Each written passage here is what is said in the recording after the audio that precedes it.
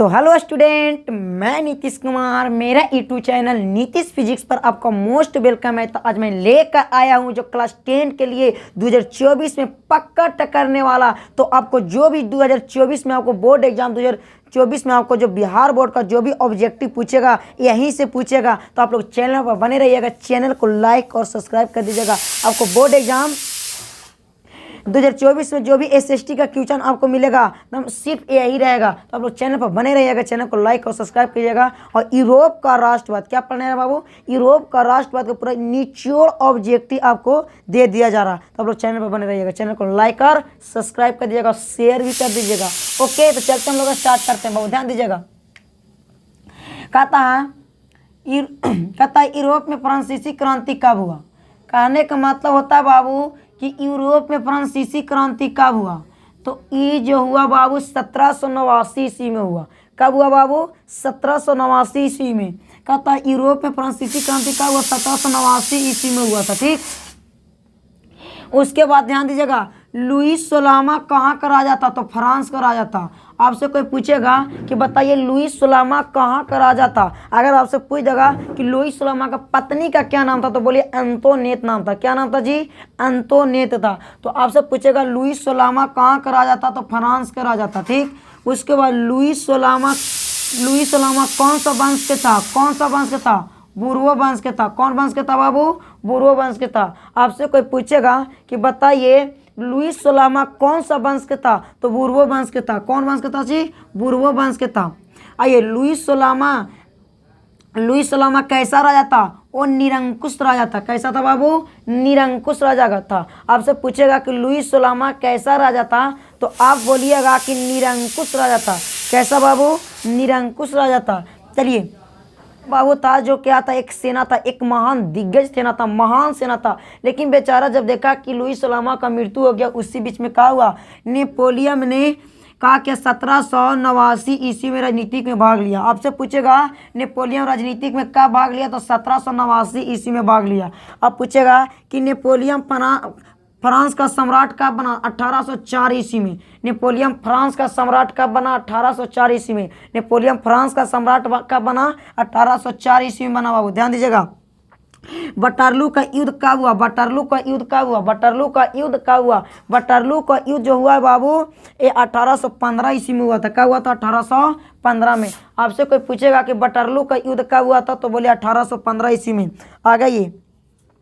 Napoleon का सबसे अंतिम युद्ध कौन था? नेपोलियन ने सबसे अंतिम युद्ध कौन वाला किया था बाबू? तो वो था जो वटरलू का युद्ध। अगर आपसे पूछेगा कि नेपोलियन का सबसे अंतिम युद्ध कौन था, तो वटरलू का युद्ध था। क्या था बाबू? वटरलू का युद्ध था, जो 1815 ईस्वी में हुआ था। जो 1815 ईस्वी में हुआ था। बेचारा 1815 में युद्ध लड़े और 6 वर्ष के बाद क्या हुए? 6 वर्ष इसको कैदी के रूप में हेलेना नामक टापू पर रख दिया गया। उसके बाद बेचारा को क्या किया गया? 6 वर्ष के बाद क्या हुआ? बेचारा को 1821 से मृत्यु हो गया। आपसे अगर पूछेगा नेपोलियन का मृत्यु कब हुआ, तो 1821 में हुआ था। क्या हुआ था बाबू? 1821 ईस्वी में इसको मृत्यु हुआ था। 51 वर्ष की उम्र में क्या हुआ? बेचारा मर गए थे। आइए, ऑस्ट्रिया की राजधानी कहाँ है? तो वियना में। ऑस्ट्रिया की राजधानी कहाँ है बाबू?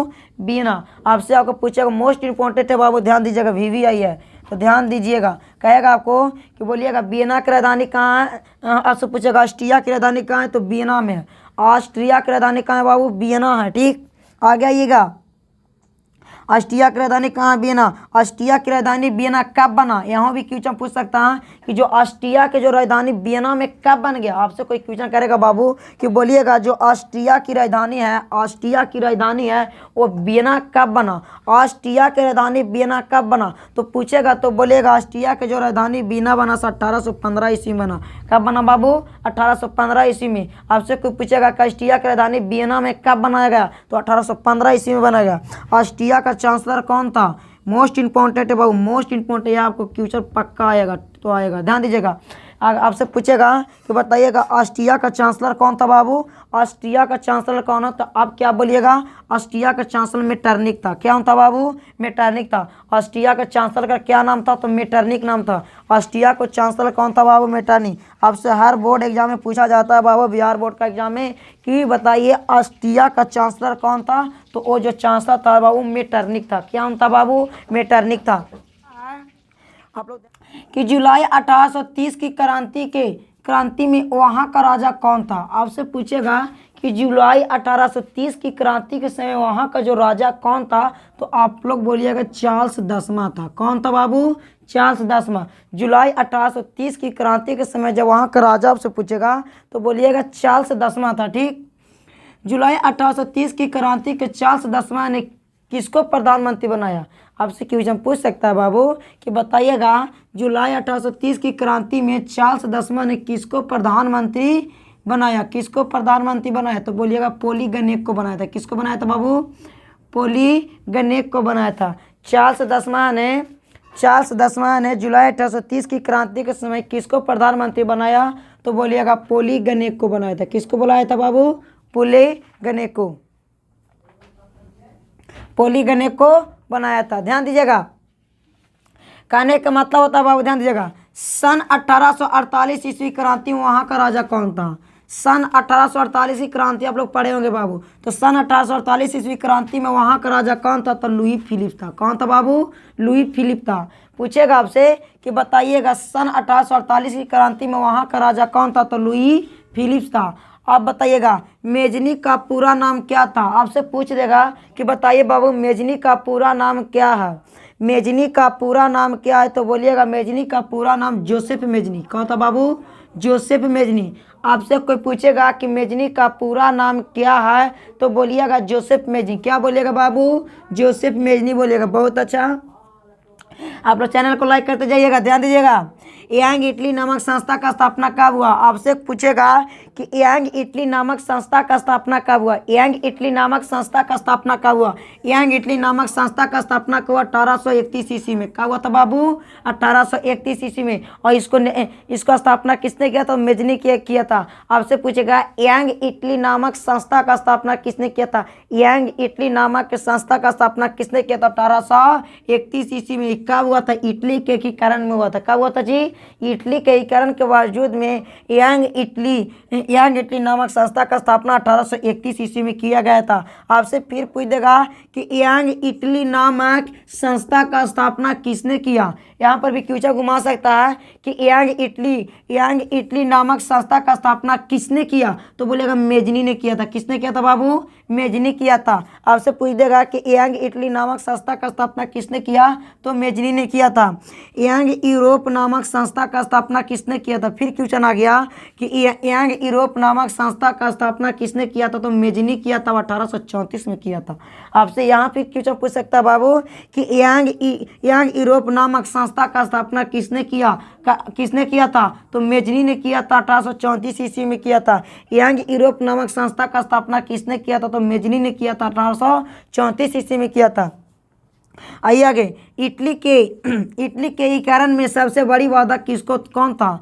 आप पढ़े होंगे कि इटली के एकीकरण में सबसे बड़ी बाधा किसको माना जाता था बाबू, तो ऑस्ट्रिया के माना जाता था। किसको मानते थे बाबू? ऑस्ट्रिया के। आपसे पूछेगा कि इटली के एकीकरण में सबसे बड़ी बाधा किसको माना जाता था, तो बोलिएगा ऑस्ट्रिया को मानते थे। किसको मानते थे? ऑस्ट्रिया को मानते थे। क्रीमिया युद्ध कब हुआ। आपसे कोई पूछेगा कि बताइए बाबू क्रीमिया युद्ध कब हुआ, तो क्रीमिया युद्ध कब हुआ। आपसे पूछ देगा क्रीमिया युद्ध कब हुआ, तो बोलिएगा 1853 से 1854 तक। कब हुआ बाबू? 1853 से कब हुआ था, तो 1853 से 1854 तक हुआ था। आपसे कोई पूछ देगा कि बताइएगा क्रीमिया युद्ध कब हुआ था, तो बोलिएगा 1853 से 1854 ईस्वी तक। ठीक, आ गया। ये इटली के एकीकरण को मसीहा किसे कहा जाता है। आपसे यहाँ भी क्वेश्चन पूछ सकता है कि इटली के एकीकरण का मसीहा किसे कहेंगे। इटली के एकीकरण को मसीहा किसे कहेंगे, तो मेजनी को कहेंगे। किसको कहेंगे बाबू? मेजनी को कहेंगे। आपसे कोई क्वेश्चन पूछ दे कि बताइएगा बाबू इटली के एकीकरण को मसीहा किसे कहते हैं, तो क्या आप लोग बोलिएगा मेजनी को कहते हैं। किसको कहते हैं बाबू? मेजनी को कहते हैं। बहुत अच्छा, बहुत अच्छा। लाइक करते जाइएगा। इसी कहता गैरीबाल्टी पेशे से क्या थे, जल्दी बोलिए। गैरीबाल्टी पेशे से क्या थे, जल्दी कमेंट कीजिए। क्या थे बाबू? गैरीबाल्टी पेशे से क्या थे, आप लोग कमेंट कीजिए, कमेंट बॉक्स में कमेंट कीजिए। गैरीबाल्टी पेशे से क्या थे? तो बोलिए नाविक थे। क्या थे बाबू? नाविक थे। आपसे अगर क्वेश्चन कोई पूछ दे कि गैरीबाल्टी पेशे में क्या थे बाबू? नाविक थे। वह नाव चलाते थे और वो भी कहा कि इटली के ही कारण भाग लिए और कहा कि सिसिली और नेपल्स पर आक्रमण किए और वह 1862 में रोम पर भी आक्रमण किए थे। उनको 1862 में मृत्यु भी हो गया था। तो इसे कहा इटली के एक कारण को तलवार किसे कहा जाता है? तो गैरीबाल्टी के। आपसे अगर क्वेश्चन कहीं पूछ दिया जाए कि बोलिएगा इटली के एक कारण का तलवार किसे कहेंगे? तो गैरीबाल्टी को ही कहेंगे। ठीक, तो गैरीबाल्टी पेशे से नाविक था। गैरीबाल्टी पेशे से क्या था बाबू? नाविक था। चलिए बहुत अच्छा, नाविक था। आइए, गैरीबाल्टी को रोम पर आक्रमण कब किया गया? गैरीबाल्टी को रोम पर आक्रमण कब किया? 1862 ईस्वी में। आपसे क्वेश्चन कोई पूछ देगा कि बताइएगा बाबू गैरीबाल्टी रोम पर आक्रमण कब किया? गैरीबाल्टी ने रोम पर आक्रमण कब किया बाबू? तो जल्दी से कमेंट बॉक्स में कमेंट कीजिएगा। गैरीबाल्टी रोम पर आक्रमण कब किया? तो 1862 ईस्वी में किया था। कब किया था? 1862 ईस्वी में गैरीबाल्टी ने रोम पर आक्रमण 1862 ईस्वी में किया था बाबू। बहुत अच्छा। गैरीबाल्टी का मृत्यु कब हुआ? हाँ सर, क्वेश्चन पूछ सकता है कि गैरीबाल्टी का मृत्यु कब हुआ? गैरीबाल्टी का मृत्यु कब हुआ? यहाँ पर गैरीबाल्टी का मृत्यु कब हुआ? 1862 ईस्वी में हुआ था। कब हुआ था? 1862 ईस्वी में हुआ था। बहुत अच्छा, आप लोग ध्यान से देखिएगा। गैरीबाल्टी का मृत्यु कब हुआ था? 1862 ईस्वी में हुआ था। कब हुआ था बाबू? 1862 ईस्वी में। आपसे पूछेगा कि गैरीबाल्टी का मृत्यु कब हुआ? 1862 ईस्वी में हुआ था। तो आप लोग इसे उतारते जाइएगा, लाइन लाइन उतारते जाइएगा। ठीक, तो चलते हैं हम लोग आगे क्वेश्चन की ओर, ध्यान दीजिएगा। ठीक, तो क्या कहता बाबू? इटली के एक ही कहता इटली एवं जर्मनी के वर्तमान किस महादेश के अंतर्गत आते हैं? आपसे यहाँ पर आपकी क्वेश्चन पूछ सकता है कि बताइए इटली एवं जर्मनी वर्तमान में, आपसे क्वेश्चन पूछेगा इटली एवं जर्मनी वर्तमान में किस महादेश के अंतर्गत आते हैं? तो बोलिएगा यूरोप। क्या बोलिएगा बाबू? यूरोप बोलिएगा। क्या बोलिएगा? यूरोप बोलिएगा। चलिए आगे आइए। कहता फ्रांस में किस शासक का वंश की पुनः स्थापना बिना कांग्रेस द्वारा की गई? आपसे कोई पूछेगा कि बताइए फ्रांस में किस शासक वंश की पुनः स्थापना बिना कांग्रेस द्वारा की गई थी? आपसे क्वेश्चन पूछ सकता है बाबू कि फ्रांस में किस शासक वंश की पुनः स्थापना बिना कांग्रेस द्वारा की गई थी? तो आंसर बोलिएगा बूर्बो वंश था। कौन वंश था जी? बूर्बो वंश के था। ठीक, मेजनी का संबंध किस संगठन से था? आपसे कोई क्वेश्चन पूछेगा, बोर्ड एग्जाम पूछेगा बाबू कि बोलिएगा मेजनी के जो संबंध था किस संगठन से था? मेजनी के जो संबंध था किस संगठन से? तो आप लोग बोलिएगा आंसर बोलिएगा बाबू कार्बोनरी से। किससे था बाबू? कार्बोनरी से। आपसे क्वेश्चन अगर पूछेगा कि मेजनी का संबंध किस संगठन से था तो बोलिएगा कार्बोनरी से। क्या बोलिएगा बाबू? कार्बोनरी से। इटली एवं जर्मनी के एकीकरण के विरुद्ध निम्न में कौन आता? इटली एवं जर्मनी के एकीकरण के विरुद्ध में कौन आया था? तो बाबू हम आप लोग को पढ़ाए थे जब इटली और एकीकरण के विरुद्ध में सबसे ज्यादा ऑस्ट्रिया आता था ना बाबू। तो वही कहता है इटली एवं जर्मनी के एकीकरण के विरुद्ध में सबसे कौन आता था? तो ऑस्ट्रिया आता था। कौन आता था बाबू? कमेंट बॉक्स में कमेंट कीजिएगा, ध्यान दीजिएगा। इटली एवं जर्मनी के एकीकरण के विरुद्ध निम्न में कौन आता था? तो ऑस्ट्रिया आता था। आइए आप लोग, कहता है कांट काबूर को विक्टर इमैनुअल किस पद पर नियुक्ति किया था? कांट काबूर को विक्टर इमैनुअल किस पद पर नियुक्ति किया था? तो बोलिएगा प्रधानमंत्री पर। क्या पर बाबू? प्रधानमंत्री पर। कांट काबूर ने विक्टर इमैनुअल किस पद पर नियुक्ति किया था? तो प्रधानमंत्री पर। आगे आइएगा, 31 नंबर क्वेश्चन, ध्यान दीजिएगा। जर्मन राज का निर्माण किसने किया था? आपसे क्वेश्चन पूछ सकता है कि बताइए बाबू, बोर्ड एग्जाम आपको मोस्ट इंपॉर्टेंट है तो आप लोग ध्यान दीजिएगा। जर्मन राज का निर्माण किसने किया था? नेपोलियन बोनापार्ट किया था। किसने किया था बाबू? Napoleon Bonaparte. जर्मन राज का निर्माण किसने किया था? Napoleon Bonaparte. जलमराइन एक क्या था? एक संस्था बाबू। जलमराइन एक कैसा संस्था थी? जलमराइन जो थी ना बाबू वो व्यापारियों की संस्था, इसमें व्यापार करने का मिलता था तो व्यापारियों की संस्था थी। आपसे यह क्वेश्चन पूछ सकता है कि जलमराइन एक कैसी संस्था था? तो व्यापारियों की संस्था थी। आगे ये रक्त और लॉ की नीति किसने अवलंबन किया था? आपसे क्वेश्चन पूछ सकता है, बोर्ड एग्जाम मोस्ट इंपोर्टेंट है बाबू। रक्त और लॉ की नीति किसने अवलंबन किया था? तो आप लोग कमेंट बॉक्स में कमेंट कीजिएगा। एक आंसर होगा बिस्मार्क होगा। रक्त और लॉ की नीति किसने अवलंबन किया था? तो बोलिएगा बिस्मार्क ने किया था। आगे आइएगा, फ्रैंकफर्ट की संधि कब हुई थी? यहाँ पर मोस्ट इंपोर्टेंट आपको पक्का पूछने वाला, 2024 के लिए आप लोग कंफर्म कर लीजिएगा। आपसे कोई पूछेगा कि बताइएगा बाबू फ्रैंकफर्ट की संधि किस वर्ष हुई थी? तो 1871 ईस्वी में। आपसे पूछ देगा फ्रैंकफर्ट की संधि किस वर्ष हुई थी? तो 1871 ईस्वी में हुआ था। बहुत अच्छा, आइए आगे। 1829 के एड्रियाना पुल के संधि किस महादेश के के साथ हुई। आपसे क्वेश्चन पूछेगा 1829 की इंडियानोपुल किस संधि के साथ हुई थी? तो बोलिएगा तुर्की के साथ। किसके साथ बाबू?